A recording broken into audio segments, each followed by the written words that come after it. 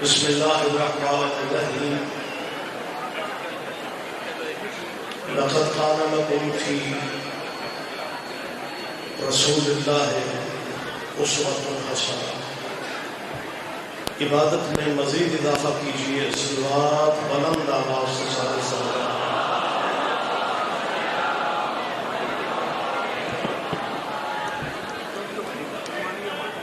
دعا ہے اس عبادت کو اللہ بارگاہ محمد و آل محمد میں قبول فرمائے۔ ہمارے بھائی سید الذاکرین جناب سید ذریت عمران شاہ جی کو اللہ بخت اور عزت میں مزید اضافہ فرمائے۔ دامن وقت کی غربت آپ کے سامنے ہے، طویل گفتگو کی فرصت نہیں ہے۔ ہماری ان مجلسوں کا مقصد شہر فتح کرنا نہیں ہوتا، ہماری ان مجالس کا مقصد کسی کے باپ دادے کا دین بدلنا بھی نہیں ہے۔ میری مسلمانوں سے اپیل ہے، آپ جس مذہب پہ ہیں بے شک اسی مذہب پہ رہو،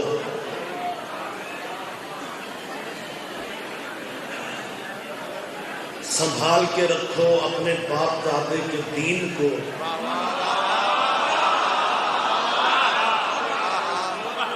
سنبھال کے رکھو اپنے مذہب کو۔ مسلمانوں جنہیں مان رہے ہو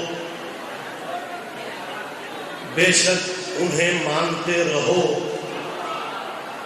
لیکن اپنی دکانوں کے تھڑوں پہ بیٹھ کے سوچو جنہیں مان رہے ہو کیا ان کا نام اللہ کی نماز میں لے سکتے ہو؟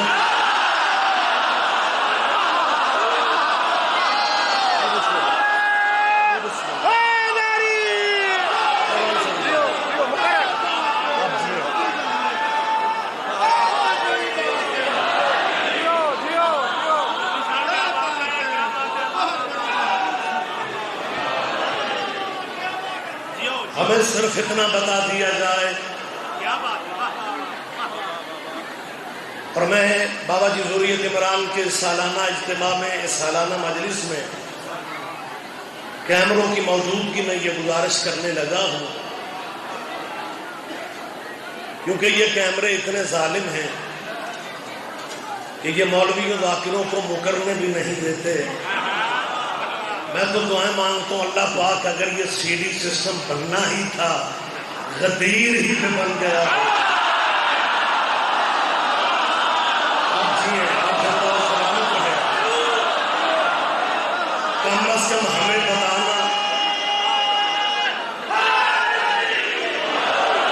کم از کم ہمیں بتانا تو نہ پڑتا، دنیا اپنی آنکھوں سے دیکھ لیتی بازو کس کا تھا، پکڑا پکڑا کس نے تھا، اور مبارکباد دینے والی لائن میں کون کون تھا۔ جی بابر صاحب آپ جیئے سید، آپ زندہ و سلامت رہے آمین۔ پہلے ماتمی سے لے کے حد نگاہ تک جہاں تک مجھے مومنین دکھائی دے رہے ہیں، میں سید آپ کا بھائیوں کے منت کر رہا ہوں، اس ملک میں سر اٹھا کے جیو۔ شیعہ اس ملک میں مہمان نہیں ہے، زندگی حالات جیسے بھی ہیں، موسم جیسا بھی ہے، یہ دہشت گردیاں، یہ ساری زندگی میری قوم کے ماتمیوں کی جان کھاتے تھے کہ جی زنجیر نہ مارو، کیونکہ کہ اپنے زخم سے بندہ مر جائے، اپنے ہاتھ کے زخم سے بندہ مر جائے تو جی یہ خودکشی کی موت ہے۔ وہ محمد کے بیٹے کے ماتم کو خودکشی کہتے ہو اور اپنے خودکش حملوں کو شہادت جا کے میرے ساتھ سہمت کرنا، سارا مجمع بیدار ہے۔ میں ہاتھ جوڑ کے آپ کی منت کر رہا ہوں، میری طرف دیکھیں،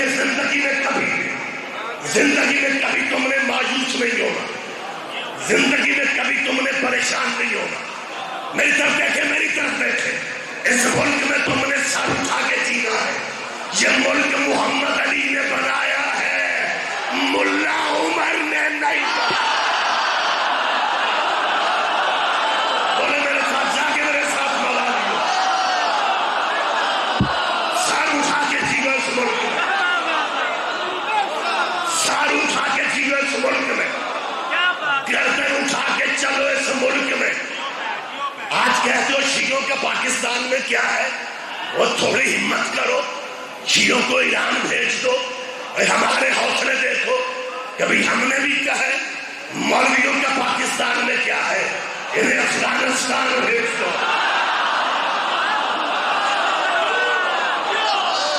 میں پورے ذمہ داری سے یہ بات کر رہا ہوں، یہ مالکوں کا کرم ہے عزاداروں پہ۔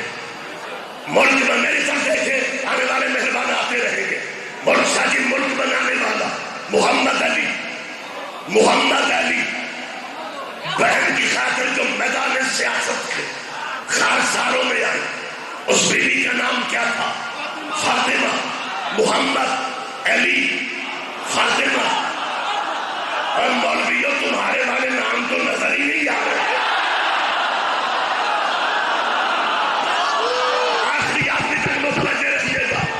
محمد علی و فاطمہ، محمد علی و فاطمہ۔ جبھی تمہیں کہہ رہا ہوں کہ سر اٹھا کے جیو، نیٹ پہ ریکارڈ موجود ہے۔ بانی پاکستان محمد علی جناح کا نکاح، محمد علی کا نکاح ابو حنیفہ کی فقہ پہ نہیں ہوا، امام جعفر الصادق کی فقہ پہ ہوا۔ جی بسم اللہ، جی بسم اللہ، آپ جیے سرکار۔ تم سمجھتے کیا ہو اس ملک کو؟ میں پھر کہہ رہا ہوں، یہ ملک بنانے والا محمد علی، نکاح امام جعفر الصادق کی فقہ پہ، قائد اعظم کا جنازہ اٹھا، لاہور عجائب گھر میں تصویریں موجود ہیں، نیٹ پہ ریکارڈ موجود ہے۔ محمد علی جناح کے جنازے کے ساتھ جو علم تھا، اس میں لکھا پڑھا جاتا ہے، یا غازی عباس علمدار۔ تجھے پھر بھی شیعوں کی حیثیت کا اندازہ نہیں ہو رہا؟ جب ملک بن گیا، ہندوؤں نے، انگریزوں نے سازش کر کے خزانہ خالی رکھا کہ محمد علی ملک کیسے چلائے گا جب ملازموں کو تنخواہ ہی نہیں دے سکے گا۔ جب خزانہ خالی دیا گیا، قائد اعظم محمد علی جناح کو 1947 میں 1 کروڑ کا پہلا چیک دینے والا بندہ آج بھی امام رضا کے صحن میں سو رہا ہے۔ سید آپ جیے سرکار۔ خزانے بھرنے والے کون تھے؟ خزانہ خالی تھا۔ 1 کروڑ کا چیک پہلے کس نے دیا؟ وہ راجہ محمود آباد تھا، وہ حسینی تھا، وہ مولائی تھا، وہ علی جن ولی اللہ پڑھنے والا تھا۔ تیرے بھی صدقے جاؤ کہ شیعوں کا اس ملک میں کیا ہے؟ ملک بنائے تو محمد علی، بہن سیاست میں آئے تو فاطمہ، خزانے خالی ہو، بھرنے والے شیعہ۔ پھر بھی کہتے ہو شیعوں کا پاکستان میں کیا ہے؟ مجھ شیعہ خطیب کو کہنے کا حق ہے کہ اگر یہ پاکستان 3 اگست کو بنا تھا، پھر مولویوں کو دے دو، اگر 14 کے صدقے 14 کو بنا ہے۔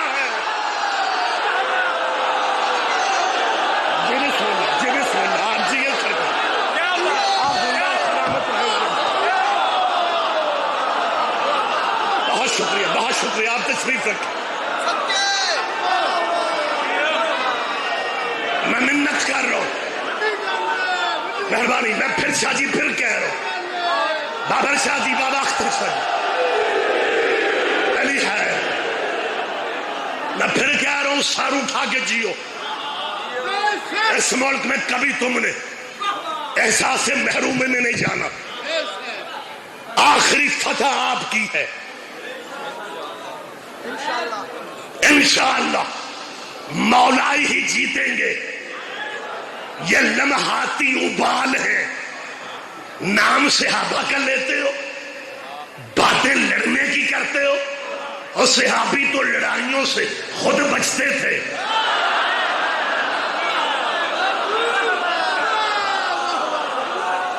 بچوں خدا کی قسم میں منت کر رہا ہوں، میں اس لیے کہہ رہا ہوں کہ سر اٹھا کے جیو۔ یہ مالکوں کا تھوڑا کرم ہے شیعہ قوم پہ۔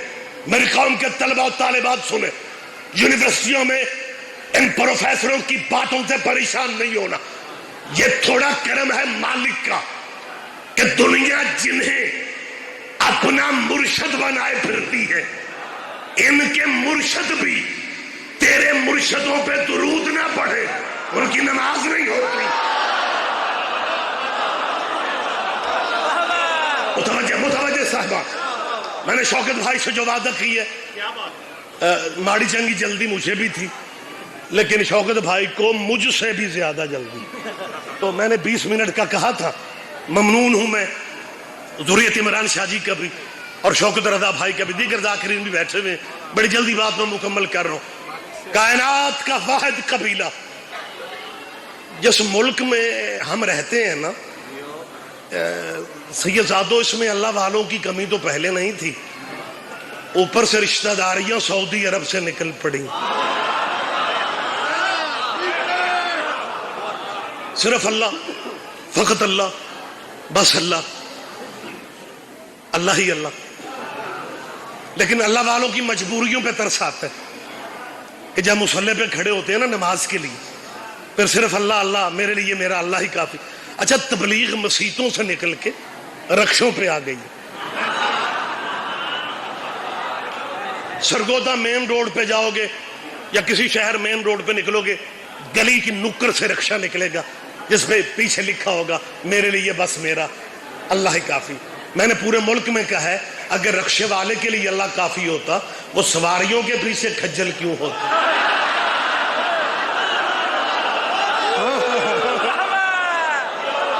وہ تو اپنی فلیکس کے پیسے لے رہے ہیں تاکہ طلبہ و طالبات کے ذہن میں یہ غلط فہمی پیدا ہو جائے کہ کوئی پنجتن پاک نہیں، کوئی اہل بیت نہیں، بس میرے لیے میرا اللہ ہی کافی ہے۔ لیکن ان کی مجبوریاں دیکھو، جب اللہ کے مصلی پہ کھڑے ہوتے ہیں پھر اللہ کے ترلے لیتے ہیں، اللہم صلی علی محمد،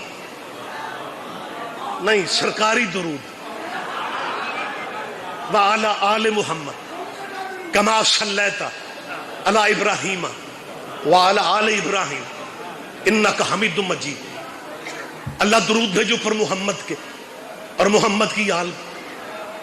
وہ مسجد کے باہر تو کہتا تھا میرے لیے اللہ کافی ہے، اللہ سے کہہ رہے ہو درود بھیجو پر آل محمد کے۔ یہ آل محمد کون ہے جن کے بغیر اللہ نماز ہی نہیں لے رہا؟ متوجہ ہے سارے بھائی، بڑی جلدی میں بات کر رہا ہوں، ہمیں بہت شکریہ، ہمیں صرف اتنا بتا دیا جا۔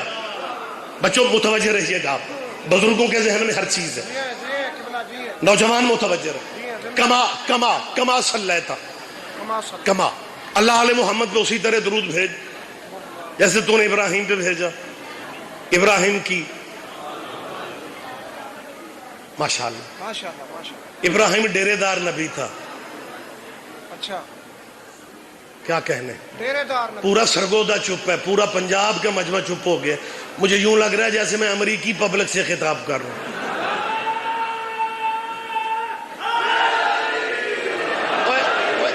آپ ڈیرے داری نہیں سمجھ رہے، آپ نے نہیں سمجھنا تو وزیرستانیوں نے سمجھنا۔ ڈیرا بلڈنگ پکی ہونے کو نہیں کہتے، مہمان بھوکا نہ جائے اسے ڈیرے داری کہتے۔ ابراہیم ڈیرے دار نبی تھا، پوری زندگی بغیر مہمان کے ابراہیم نے کھانا نہیں کھایا۔ جو ڈیرے دار بندے ہوتے ہیں ان کی یاریاں دوستیاں دور دور تک ہوتی ہیں۔ ابراہیم ڈیرے دار تھا، یاریاں دوستیاں بھی دور دور تک تھیں، اتنی دور تک یاری تھی کہ اللہ کو بھی کہنا پڑا خلیل خدا ہے تو۔ یاریاں ابراہیم کی دور دور تک تھیں، یاریاں ابراہیم کی، میں اکیلا خود ہی لطف لے رہا ہوں، یاریاں ابراہیم کی دور دور تک تھیں، لیکن درود ابراہیم کے یاروں پہ نہیں ہے۔ کوئی تو بولے وقت بالکل تمام ہو گئے۔ ہاں درود ابراہیم کے یاروں پہ نہیں ہے، درود ابراہیم کے یاروں پہ۔ مولویوں ذاکروں کی مجبوریوں پہ ترس کیا کرو، درود ابراہیم کی یاری یاروں پہ نہیں ہے، یاروں پہ نہیں ہے۔ اور جب ابراہیم کے یاروں پہ نہیں ہے، جب ابراہیم کے یاروں پہ درود نہیں ہے، پھر ابراہیم کے یاروں پہ نہیں ہے۔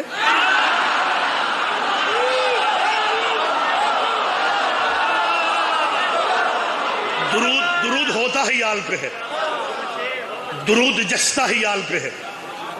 ہم صحابہ کبار کی عزت کا، میری طرف دیکھیں، عزت کرتے ہیں، لیکن مذہب ہمارا صحابیوں کا نہیں ہے۔ دیکھیں میں بیٹھک میں بات نہیں کر رہا ہوں، بہت بڑے اجتماع میں بات کر رہا ہوں۔ عزت ہم صحابہ کی کرتے ہیں، مذہب صحابہ کا نہیں، مذہب محمد کے بیٹوں کا ہے، فقہ رسول اللہ کے بیٹوں کی۔ میرے استاد گرامی قدر مبلغ اعظم مولانا اسماعیل مرحوم، نام آپ کے ذہنوں میں ہونا چاہیے، مالک ان کے درجات بلند فرمائے۔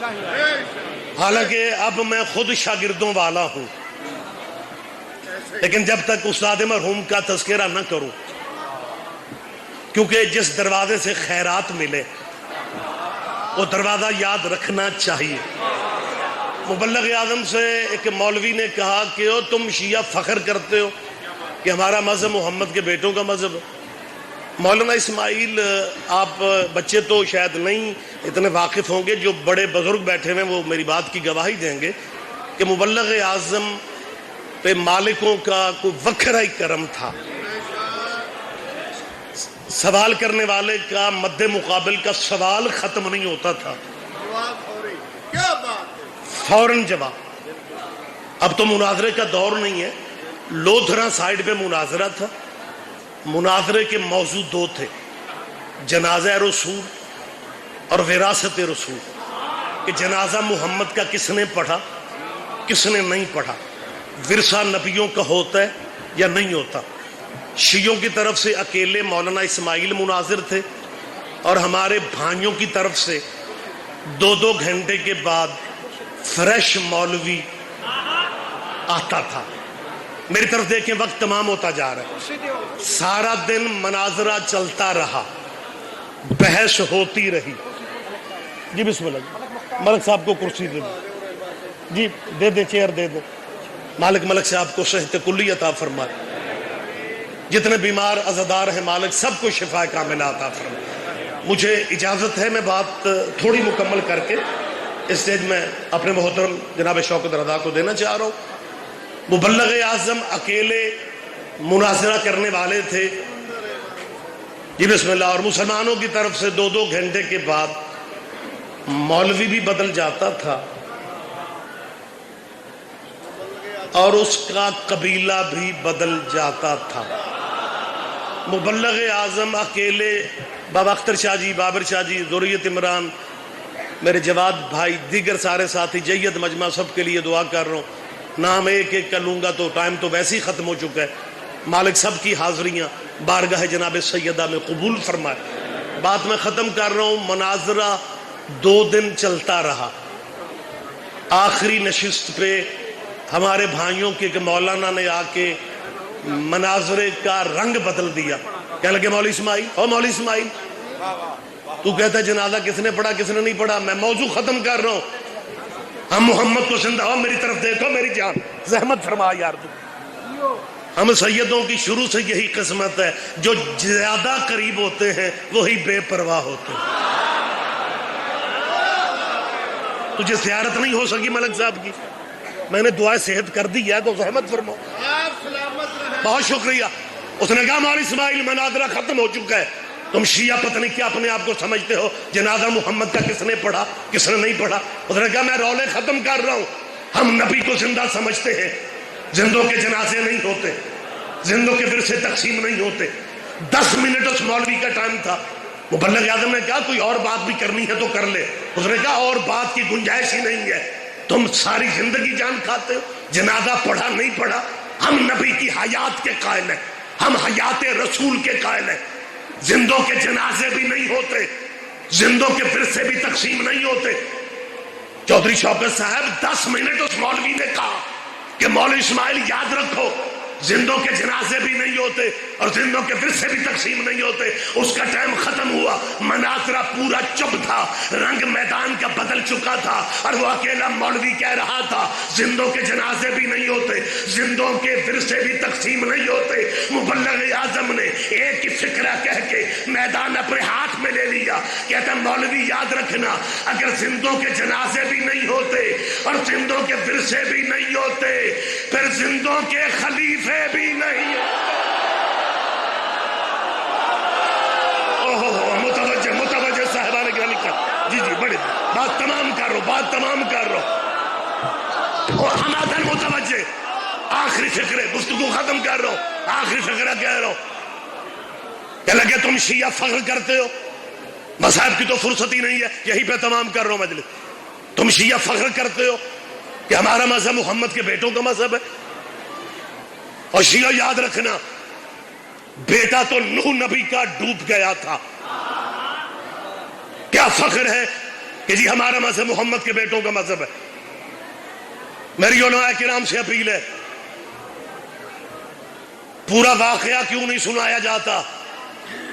کیا نوح کے گھر سے صرف نوح کا بیٹا ڈوبا تھا؟ نہیں, بات ختم ہو گئی.